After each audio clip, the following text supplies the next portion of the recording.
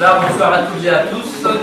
Y a-t-il des remarques par rapport au procès-verbal de la réunion précédente? Je vais utiliser Dominique Diodu, Nathalie Cornet et Loïc Balthazar, les deux premiers sont retenus par leur travail, et Dominique vient à un conseil d'administration de la IES.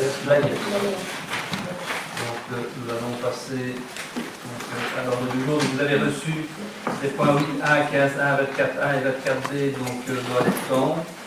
Et alors le point 13A, vous avez reçu pour délai si vous voulez, mais avec la ligne qui était jointe. Tout simplement, on a reçu la Wallonne, donc les informations, le jour même, vous avez reçu le point qu'il s'agit de la création de nouvelles zones piétonnes à Lille.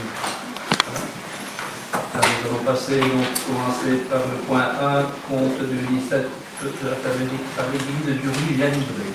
Oui, donc en fait, en recette, on a 16 693,57 €. En dépenses, 10 102,65 €, soit un boni de 6 790,92 € et une intervention communale de 9 247 €. Voilà, avant je m'adressais toujours à Francis, il en a bien soulagé. En plus, ça va être un peu plus facile dans le sens où la personne de contact, c'est mon voisin. Donc, je n'ai pas encore eu l'occasion d'aller le trouver, mais j'irai pour voir avec lui.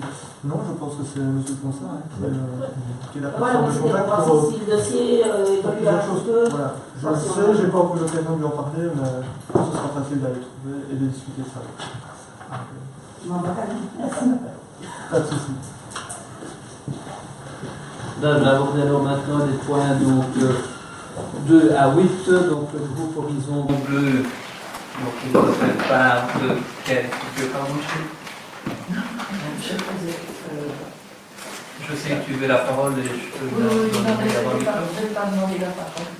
Non, mais je pense que tu voulais continuer. J'arrive pas à envie que je vais demander quelque chose. Voilà.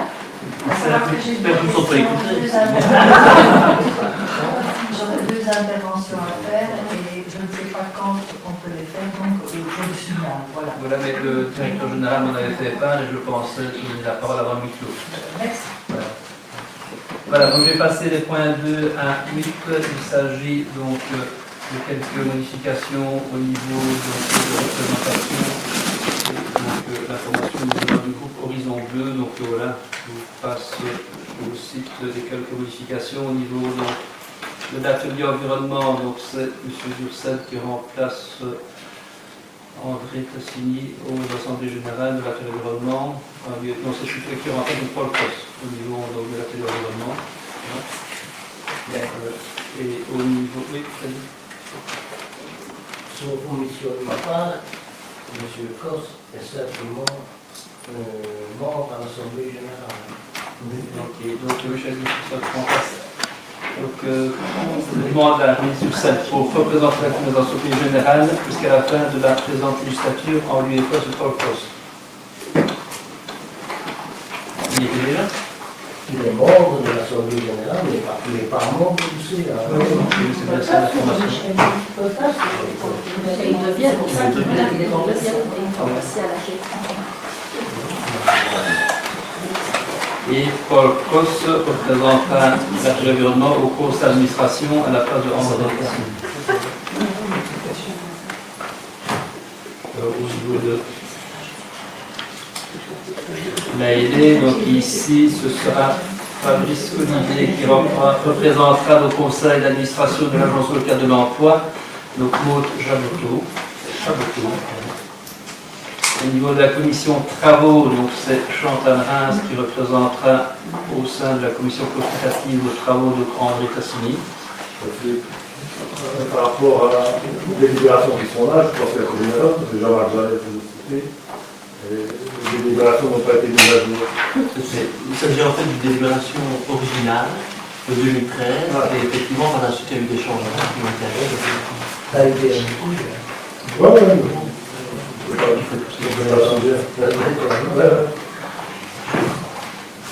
Mais c'est vrai qu'on revient aux délibérations. Ceci dit, Laurence évoquait éventuellement la possibilité de vérifier certains mandats. Oui, j'ai demandé à Jean qui vérifie.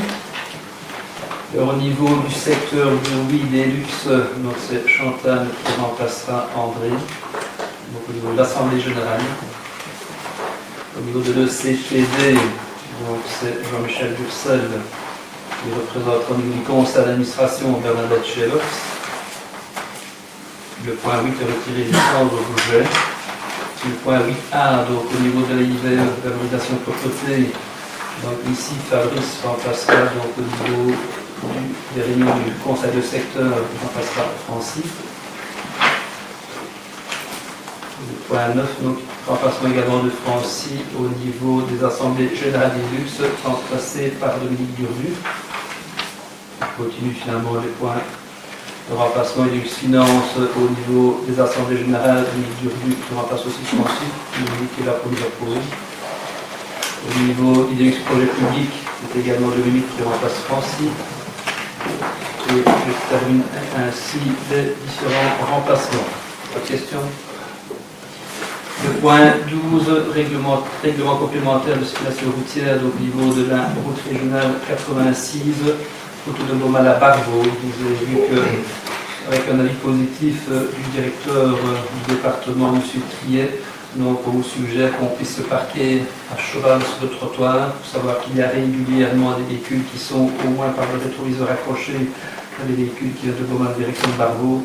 Donc on pourra se parquer sur le trottoir à condition de laisser 1,50 m pour les usagers.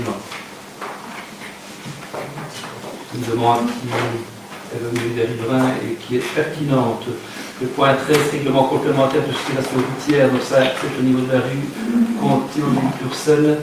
Donc c'est sur la droite quand on arrive de Petit-An, donc on propose aussi d'interdire l'arrêt et le stationnement. Il sera aussi proposé par la suite qu'on prolonge le trottoir qui vient de l'intérieur donc du Rouy pour rejoindre un point d'arrêt du TEC et aussi de trouver une formule pour peut-être mieux visualiser l'arrêt qui est prévu à cet endroit-là. Mais il y a souvent, on voit d'ailleurs sur la photo, il y a souvent des voitures là-bas. Ah oui. Parce qu'il y a l'hôtel, les clés ou un truc comme ça. Et il n'y a pas moyen de faire des pauses minutes ou des choses comme ça. Il me faut une place pour l'hôtel. Mais c'est vrai que pour l'hôtel, c'est dans le temps. Ils m'ont rien demandé, hein. Mais je trouve que pour un hôtel, c'est vrai que c'est. C'est une chambre d'eau. Il y a un restaurant. Non, je pense que si quelqu'un s'arrête et dépose ses valises, parce qu'il y a aussi de la tolérance.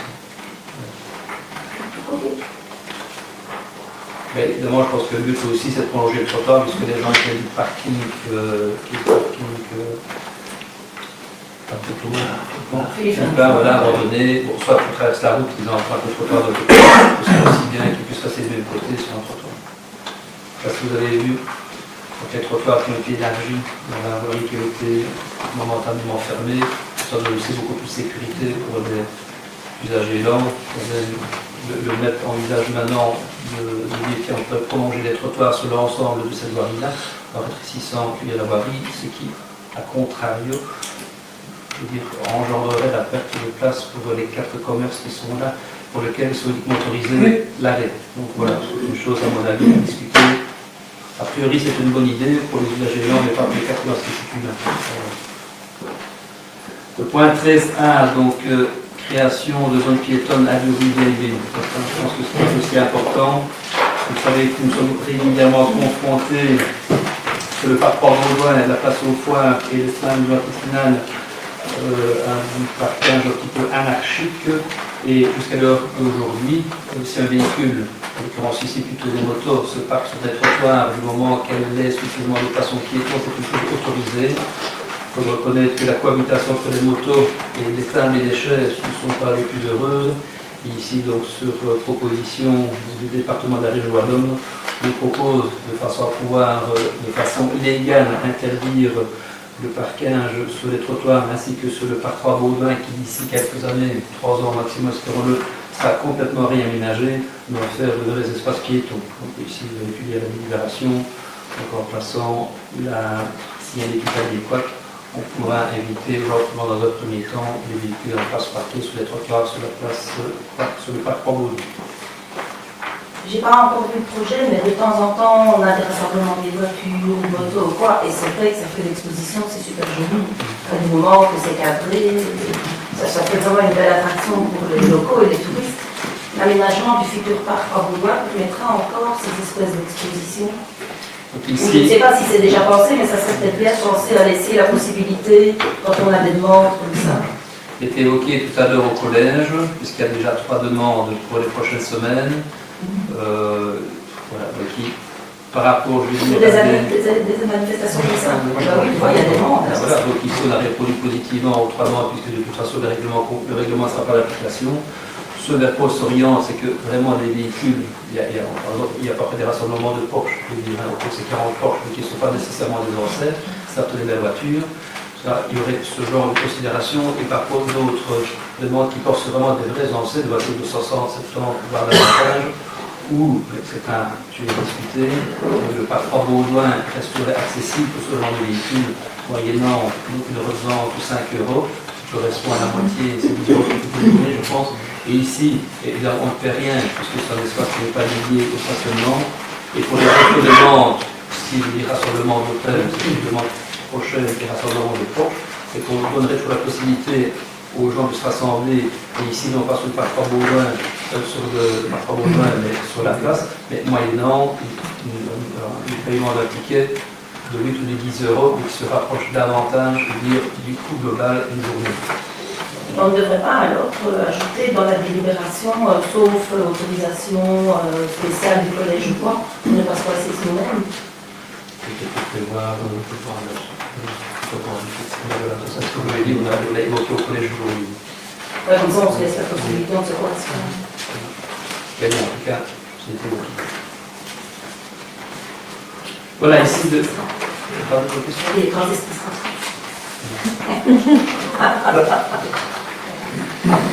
Maintenant, il faut savoir qu'il y a un certain nombre de demandes qui arrivent au collège, que c'est peu par effet de demandes par rapport à l'ensemble des demandes qui sont demandées de cette initiative qui trient déjà, sinon il semblerait que ce soit pratiquement des demandes déjà triées. D'autres remarques ?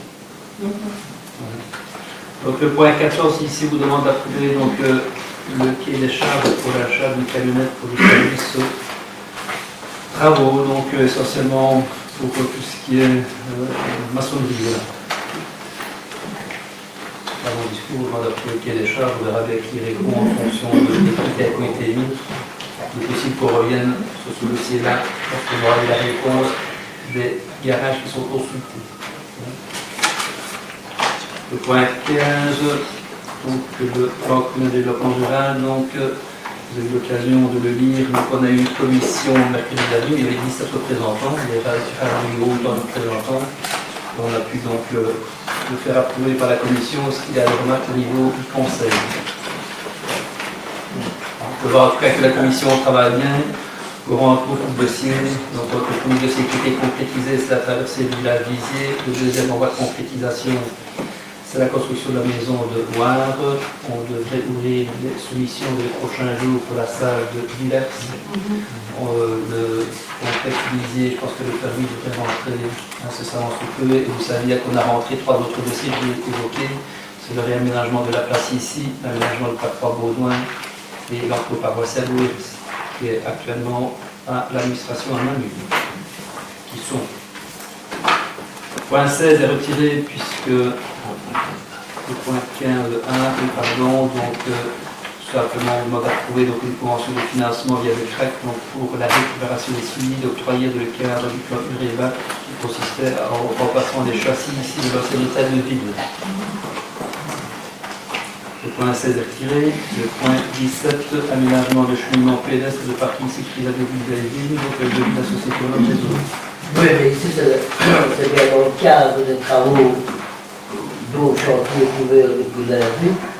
Il faut absolument avoir une prise d'eau au bout de ce chantier-là, là où nous aurons les premières semis enterrées, pour une facilité d'entretien tout simplement. Et donc il faut que la SVDE puisse trouver une conduite d'eau jusque-là. Étant donné que l'entreprise qui a le marché, heureusement, je vais dire, c'est une société agréée par la SVDE, elle peut mettre les tranchées à disposition. Dans le cahier des charges, les tranchées mises à disposition sont prévues. Et la SVDE, pardon, dans l'application de la conduite. Et ici nous avons un début de 8 028 € hors TVA.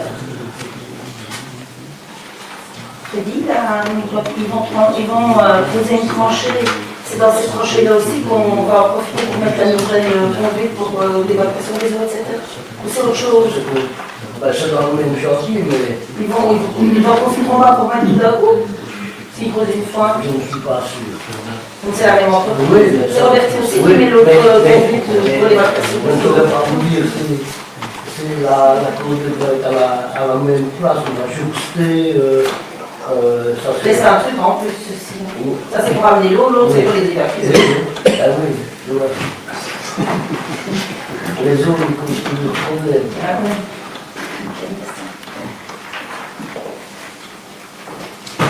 Ok, pas d'autres questions. Le point 18, modification partielle du plan d'assainissement partiel hydrographique à Barbeau, donc ça concerne la Jastrée.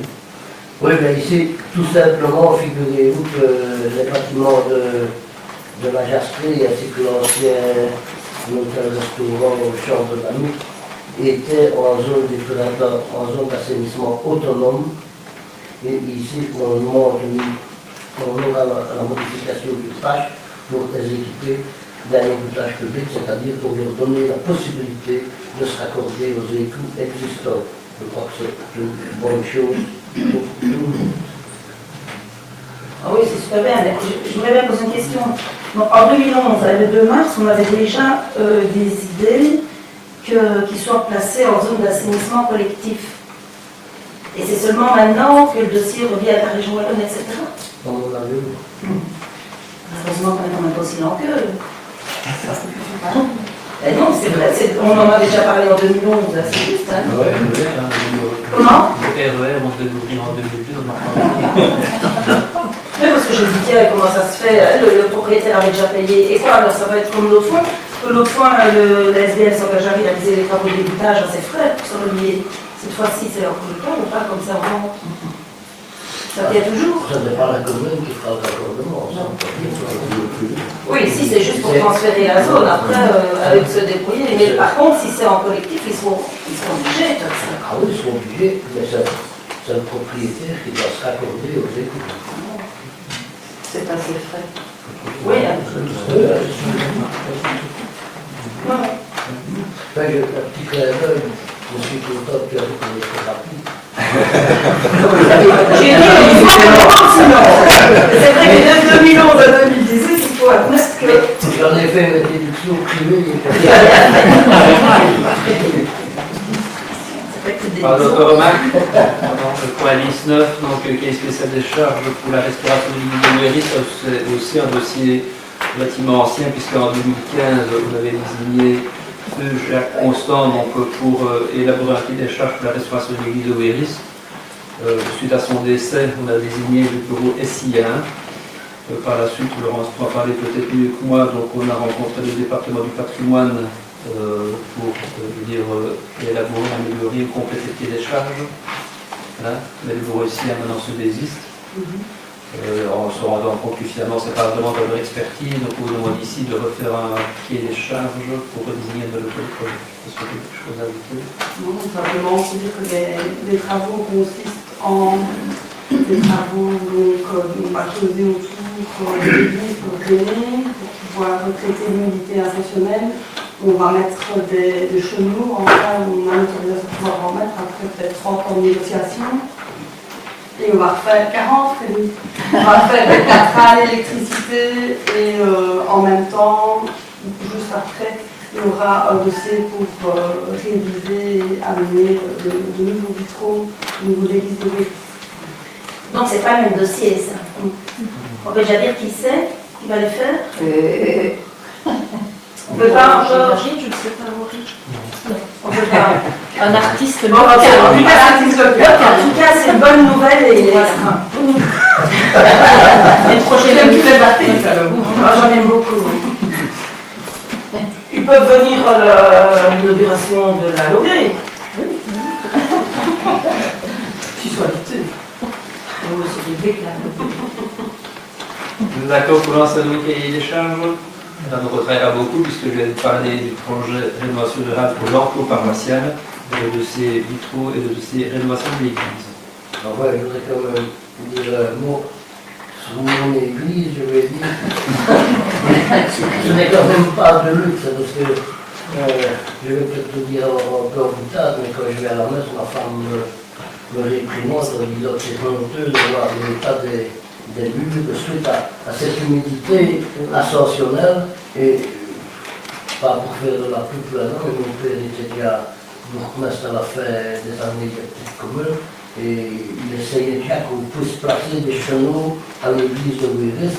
Et il n'y est jamais parvenu. Et comme a dit Laurence, elle a parlé de 30 ans, j'ai montré 4 pour finir par 45 ans que on essaye une bonne chose pour nous soit Je pourrais dire la même chose sur l'église de Durbuy. Ouais. Pour l'intérieur? Oui. pas pour les chenaux. Et l'humidité ascensionnelle n'est pas prise en charge par les assurances. Malheureusement. Les deux églises sont classées. Sont classées. L'église de Oui. Ouéris. Celle de Mélis. Donc on a des subsides. On a des subsides, mais toujours une armature trop chaude, ça freine le dossier. Et quand on est bien présenté au conseil par l'assurance, c'est pas possible. Malheureusement, l'humidité ascensionnelle, c'est vraiment un cas d'exclusion. Passons au point 20, panneau photovoltaïque à l'école de Baumann, qui est spécial des charges au long d'adapte.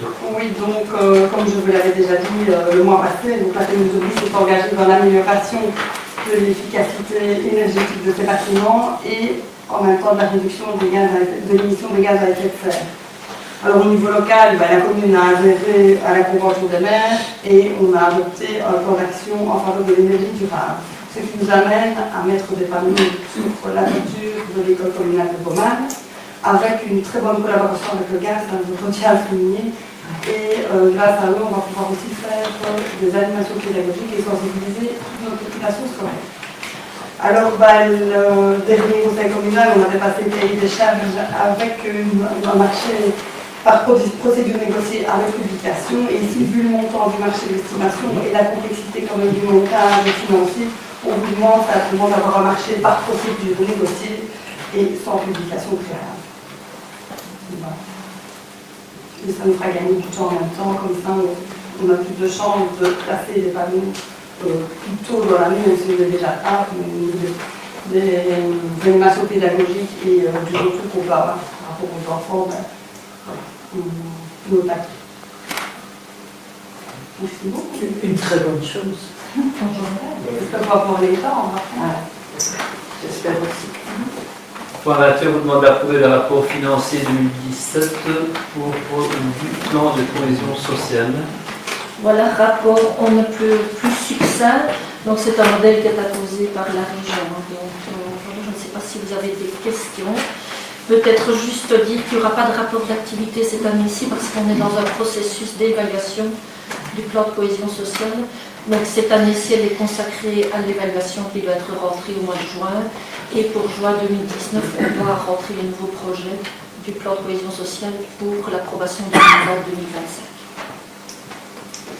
Voilà.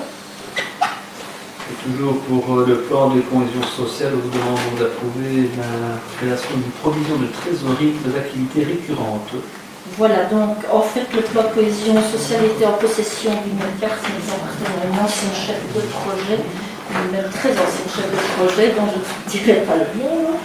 Et voilà, donc ici on demande que la chef de projet puisse avoir une provision de 600 € pour les petits achats quotidiens. Et c'est justement la question que j'avais posée, ça a déjà été fait, mais la carte n'a pas été rentrée par l'ancien chef. Enfin, elle est évanouie dans la nature, quoi, la carte. Nous étions en possession de la carte, Oui, mais la titulaire n'avait pas été changée. voilà. Et il faut ouvrir un nouveau compte, on ne peut pas simplement changer. On change simplement. Ah oui, on ne voit pas le compte, oui, bah oui, parce que le principe, on avait déjà voté pour le fait d'avoir un Changement titulaire. Voilà. Donc le point 23, rapport relatif à l'emploi de travailleurs handicapés au sein de l'administration communale, communication. Vous savez que les administrations publiques ont le devoir d'établir tous les 2 ans un rapport relatif à l'emploi de travailleurs handicapés au 31 décembre de l'année précédente, avec l'obligation d'employer un nombre de travailleurs handicapés fixé à 10% des effectifs. Ce que nous rencontrons, vous avez pu prendre connaissance du dossier. On entend par là aussi le fait qu'on adapte le temps de travail, les conditions de travail, le poste de travail à des personnes qui souffrent de problèmes de santé. On dit plus à WIP. Ah oui. On dit plus à WIP. Parce que dans le dossier, il est toujours bien WIP dans le formulaire. Et j'ai une question, mais comme ça concerne un employé, je la pose un peu. Oui. Je ne vais pas citer non plus de cabinet. Ben oui, je sais. Voilà, donc je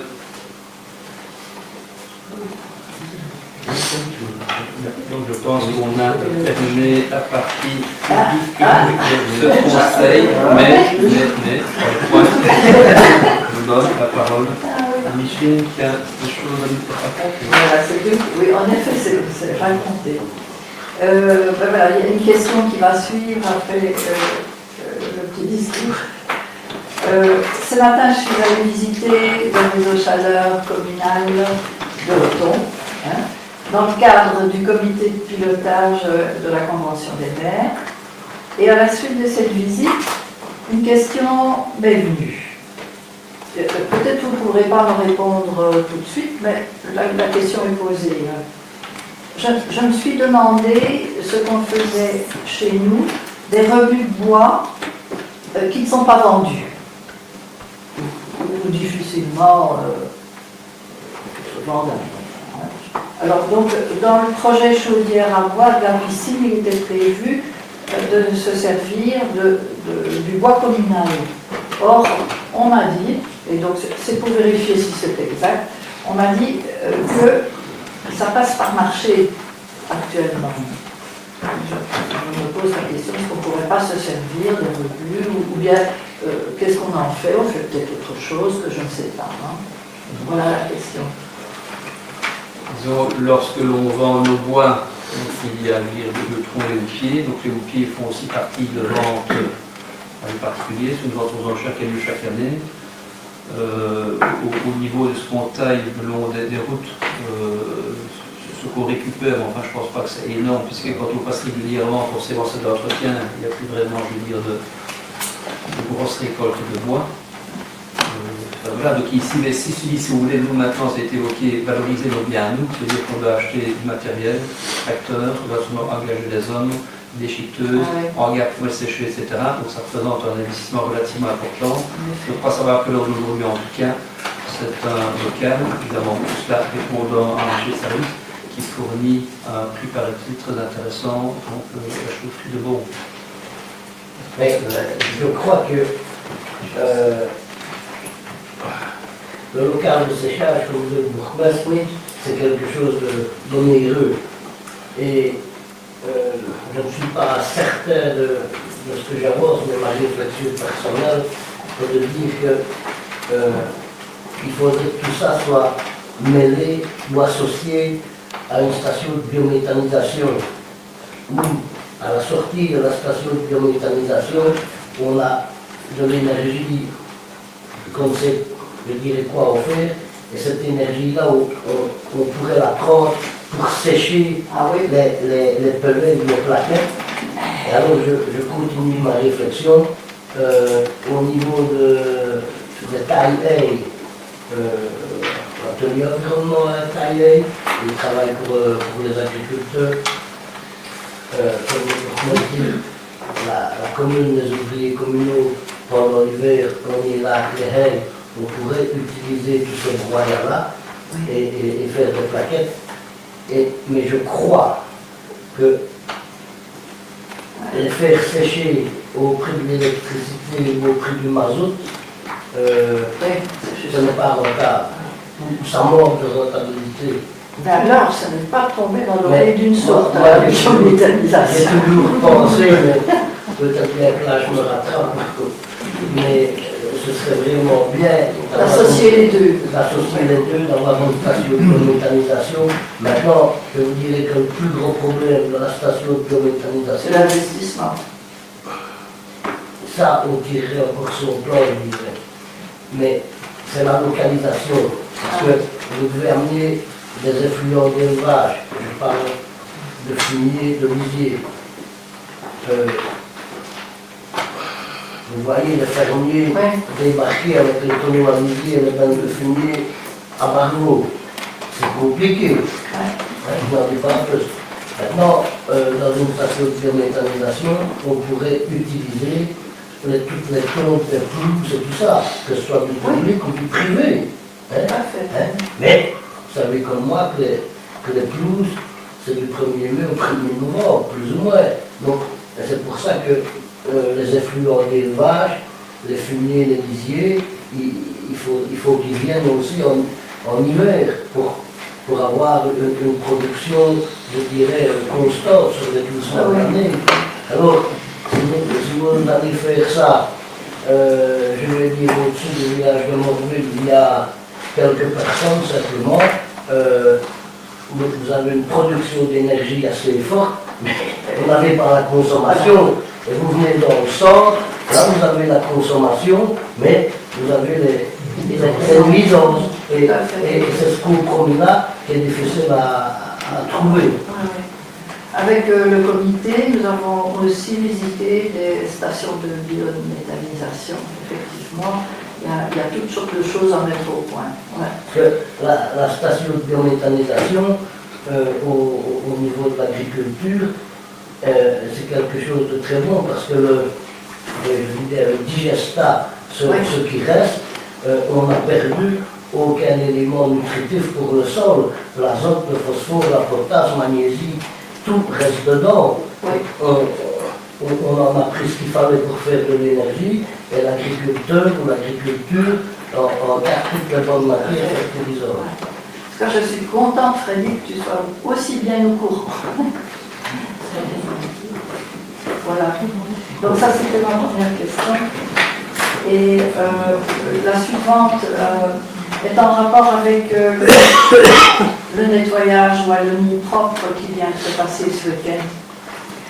Il y a un de nos groupes, on s'est inscrit à plusieurs endroits, et un de nos groupes qui a participé donc ce week-end a ramassé des objets encombrants, matelas, friteuses, bonbonnes de gaz, de chaises, enfin, qui étaient ça abominable, à peu près à la hauteur de la ferme Noire. Et le site de la Wallonie propre, donc, à qui on a téléphoné pour voir ce qu'on pouvait faire avec ça, a dit que c'était la responsabilité de la commune. Bon, alors, notre ami a téléphoné à la commune, où on lui a dit que ce n'était pas la responsabilité de la commune. Ensuite, il a poussé plus loin, il a téléphoné à l'atelier environnement et on lui a répondu qu'il fallait payer le service pour un ramassage spécial, ce qui est... Enfin, Oui. Vous portez les objets encombrants à la déchetterie vous-même, on lui a dit. Alors, donc, moi, c'est pas du tout pour faire un procès de Scouillac, ça a été dit. Hein, je voilà. suis sûr Attends, qu'on va parce que- bien pour se donner, parce que l'atelier Oui. environnement, c'est bien dans cette mission, une mission de propreté publique, l'atelier environnement devrait Il y a peut-être des présent conditions. tout de suite. Maintenant, demain matin, je vous garantis que le nécessaire sera Oui, fait. mais il faut quand même voir, c'est pas pour faire le procès de réponse hein, ici, c'est justement pour demander, dans le cadre d'une action spéciale comme ça, qu'est-ce qu'on fait, quoi, hein, à qui revient alors la responsabilité d'enlever ces objets-là, puisque c'est vrai qu'il y a des règles, hein, quand même. Donc, dans le cadre d'une initiative de loi Wallonie, une situation spéciale comme ça, quelle est la solution? La solution, c'est l'atelier environnement qui doit venir associer et qui doit venir ramasser les déchets, des dépôts clandestins, je ne sais pas vous dire juste de mémoire combien on en a chaque année, mais malheureusement c'est quand même une monnaie courante. Oui. Ah oui, on vous, en a plusieurs sur la semaine, et là c'est l'atelier environnement qui ramasse et qui va au parc à Boutonnet ou qui recycle avec du réco ou quoi, peu importe. Hein? Ok. Ils sont rassemblés, hein, Oui, mais près de la fermoire. oui, je connais. Ah, ça va. Très bien. Mais le nécessaire sera fait le matin. Et je voulais quand même dire, parce que tout le temps, je dirais la perche, je vais saisir l'occasion. J'ai quand même été agréablement surpris d'avoir des résultats du week-end propreté du mois. Je peux vous le livrer comme une lettre, il n'y a rien à cacher. Il y a 2 ans, il y a 3 ans, on a tenté d'organiser et on a réalité différentes associations, différentes écoles, des comités d'école, peu importe. Et je me souviens, on s'est retrouvé une fois avec Didier Dumoulin dans l'atelier environnement, avec une personne, un brave homme de closerie qui s'était déplacé. On a fait une deuxième tentative où on n'avait plus personne, parce que M. de closerie avait appliqué. Et cette année, je vois qu'il y a eu une forte participation citoyenne. Je crois qu'il y a une prise de conscience qui me fait plaisir. Et le collège c'est au Coréen parce que j'ai quitté le collège vers 16h. J'avais programmé avec Mme Balthazar, qui a le conseil communal des jeunes dans ses attributions. On a réfléchi pour organiser une journée propreté dans le courant du mois d'avril avec le conseil communal des jeunes et l'école des jeunes de la commune. Et ce sera le mercredi 25 avril à 13h30 ou 14h, que nous allons organiser une après-midi propreté et on terminerait vers 17h, plus ou moins dans la plaine du symposium ou derrière le tennis, avec un peu d'amitié et des remerciements conséquents. Voilà, je m'excuse peut-être pour le collègue, mais ça s'est décidé tout fraîchement et j'en fais plus Voilà. si je coupe là. Voilà. Cette dédication. Voilà. Super. Et ici, c'était très bien organisé parce que sur Facebook, hein, et donc on s'inscrivait, quoi. On s'inscrivait, on choisissait sa zone, etc. Et c'était très bien organisé. Ça s'est vraiment bien passé sur la commune. Je ne vais pas dire de chiffres qui m'ont été communiqués par l'atelier environnement, mais on a avancé beaucoup. On le fera encore. Mais par rapport à ce qui est dit, je pense qu'au niveau communication, peut-être, quand il y a une opération, ceux qui font des opérations, je pense qu'il faudrait leur demander de se mettre en rapport avec l'atelier environnement. Je dirais insister pour qu'il y ait au moins. Mais ça a été fait. Mais parce que mais après peut-être. Non, il y avait un responsable. que ça n'a pas marché, puisque les renseignements, je veux dire, puisqu'on a répondu négativement. Effectivement. Il faut effectivement qu'il y ait soit des documents qui soient donnés, ou soit qu'il y ait un caméra, un checklist, soit quelque chose. Parce que je pense que c'est embêtant, parce que si n'importe qui va ramasser n'importe quand, et que, je dirais que le droit n'est même pas réformé ça peut être en difficulté. Donc il vaudrait mieux, je veux dire, qu'il y ait quand même une coordination quand on le fait. Ça ne s'est pas passé comme ça. L'atelier environnement est passé, parce que c'était son rôle, et il a pris tous les sacs, etc., mais a laissé ça. Et par la suite, cet homme a demandé...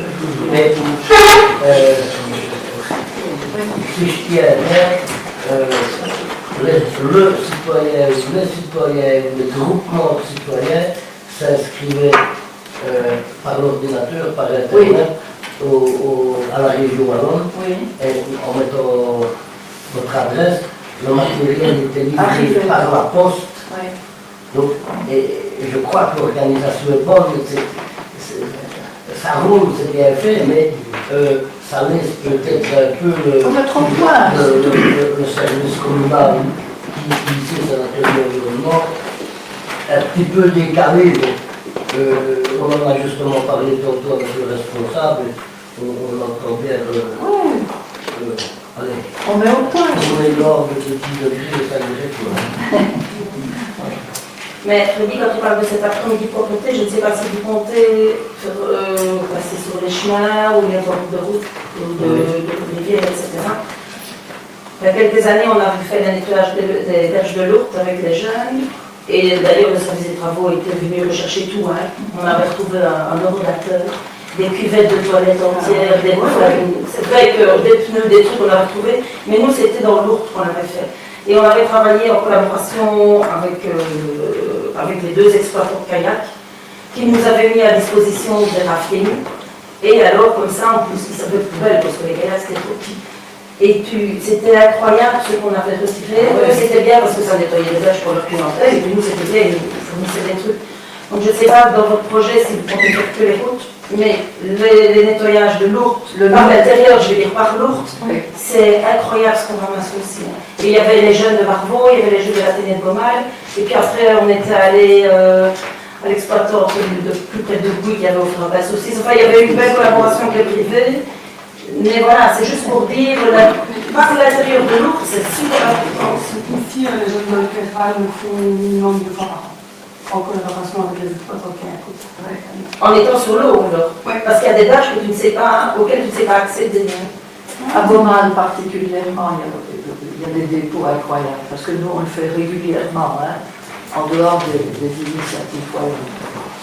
Ici, nous autres, on a choisi plus des chemins de promenade, des marches aussi des questions de sécurité et de gestion, parce que malgré tout, c'est un essai, ça peut être un défi.